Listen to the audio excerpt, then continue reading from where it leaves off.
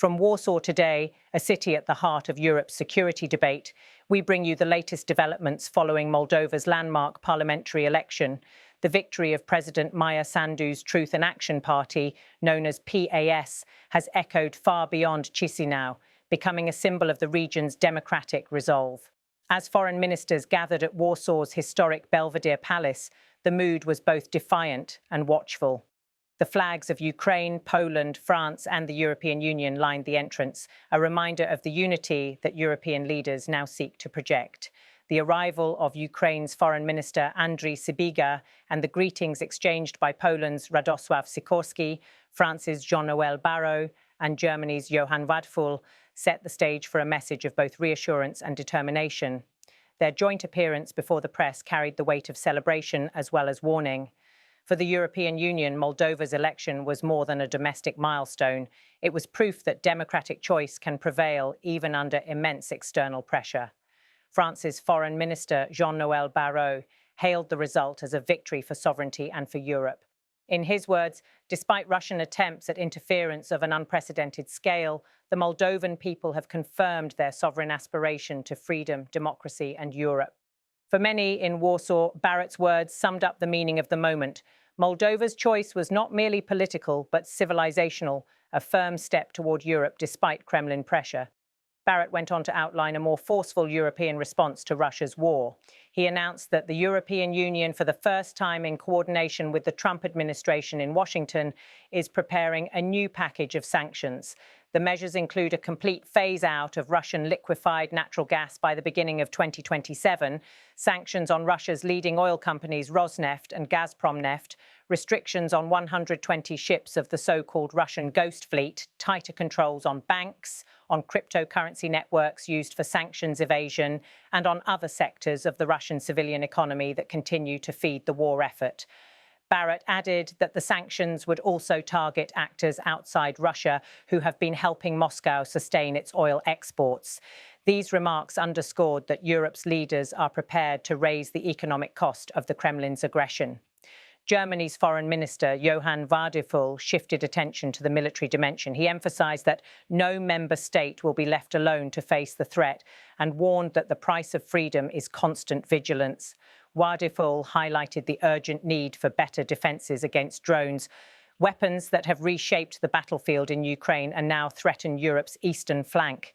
He called for faster reaction times, improved capabilities and closer networking of allied air defence systems, describing these as essential for the protection of NATO's eastern borders.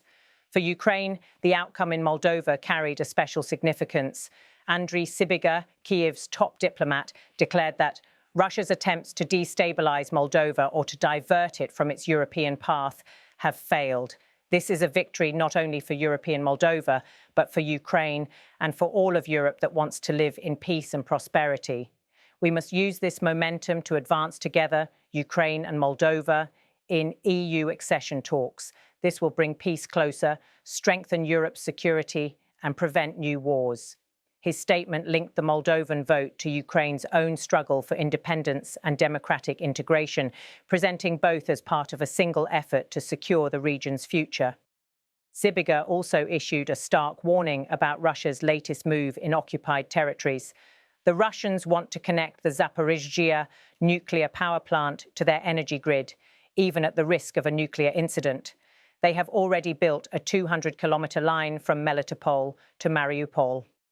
The comment highlighted the wider danger of Moscow's strategy, weaponizing critical infrastructure and raising the spectre of a nuclear emergency in Europe. The Warsaw meeting took place just days after Moldova's historic election, the first since the country formally opened EU accession talks. Voter turnout exceeded 60%, and the pro-European PAS secured a decisive majority despite what international observers described as an unprecedented campaign of disinformation and pressure from Moscow. For European leaders, the result was proof that the Kremlin's hybrid tactics, propaganda, covert financing, and cyber attacks can be resisted when democratic institutions remain resilient. Policy analysts gathered at the Warsaw Security Forum noted that Moldova's success strengthens Europe's eastern frontier, showing that democratic choice can hold firm even under intense outside pressure. Yet they also warned of the challenges ahead. Moldova's economy remains fragile, and Russian-backed actors could continue efforts to undermine the country's stability using energy leverage and information warfare. Today's display of unity among the French, German, Polish and Ukrainian ministers was designed to send two messages. The first, to Moldova itself, that it will not face Moscow's pressure alone. The second, to Russia, that any renewed escalation, whether through military aggression, economic coercion or manipulation of nuclear infrastructure, will be met with a coordinated Western response. As Europe confronts a prolonged war in Ukraine and persistent threats along NATO's eastern flank, Moldova's election has become a symbolic win for those who believe in a Europe whole, free and at peace. The French and German ministers pledged stronger sanctions and deeper military cooperation. Ukraine's envoy portrayed Moldova's choice as a shared step toward regional stability and closer integration with the European Union. For many of the leaders who gathered in Warsaw, this meeting was more than another round of diplomacy. It was an early indication of how Europe intends to face the tests of the coming years. By supporting democratic partners under pressure, by closing the loopholes that have allowed Russia to keep funding its war, and by investing in the continent's collective defense. The path forward will not be simple. Moldova still faces economic hardship, Ukraine remains on the front line of a brutal conflict, and Russia shows no sign of relinquishing its strategy of pressure and disruption. Yet the events in Warsaw and the votes in Chisinau have offered a glimpse of hope, that with determination, solidarity and democratic resolve, Europe can strengthen the foundations of its own security. Tonight, as the flags of Ukraine, Poland, France and the European Union fluttered outside the Belvedere Palace, they marked more than a diplomatic gathering. They stood as a sign of unity at a critical moment in Europe's modern history, a message to both friends and rivals that the aspirations for freedom, democracy and a secure European future remain unbroken.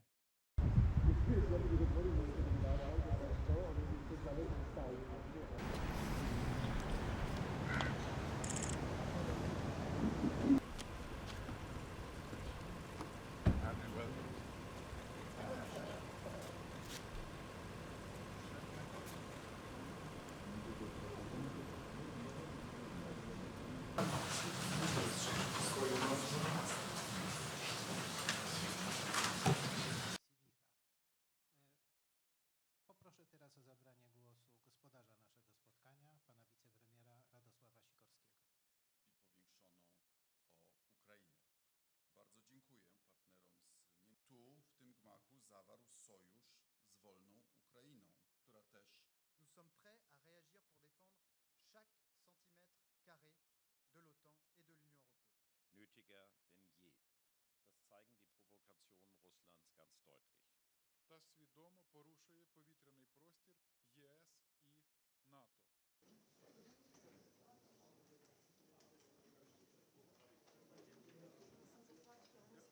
We are delighted this morning that despite Russian attempts at interference of an unprecedented scale, the Moldovan people have confirmed their sovereign aspiration to freedom, democracy and Europe. This is how we are preparing with our European partners a new package of powerful sanctions coordinated for the first time with the Trump administration, with the complete exit of Russian LNG by January 1st, 2027. With sanctions on the main Russian oil companies, Rosneft and Gazpromneft, with sanctions on 120 ships of the Russian Ghost Fleet, on banks and circumvention circuits via cryptocurrencies, on the Russian civilian economy, targeting exclusive economic zones and numerous companies, and then on the actors who, outside of Russia, support its war, particularly in the oil sector. Russia's attempts to destabilize Moldova or to push it away from its European path have failed. This is therefore a victory not only for European Moldova, but also for Ukraine and for all of Europe, which wants to live in peace and prosperity. It is important to use this momentum to move forward together, Ukraine and Moldova, in the negotiations for accession to the European Union. And this will bring peace closer, strengthen security in Europe, and prevent new wars.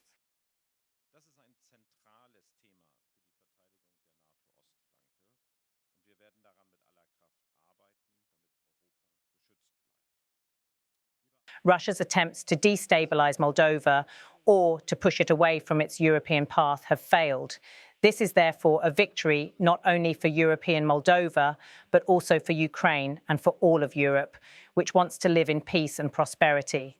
It is important to use this momentum to move forward together, Ukraine and Moldova, in the negotiations for accession to the European Union. And this will bring peace closer, strengthen security in Europe, and prevent new wars. The Russians want to connect the Zaporizhzhia nuclear power plant to the Russian energy system, even at the cost of the risk of a nuclear incident. They have already built a 200-kilometre line from Melitopol to Mariupol.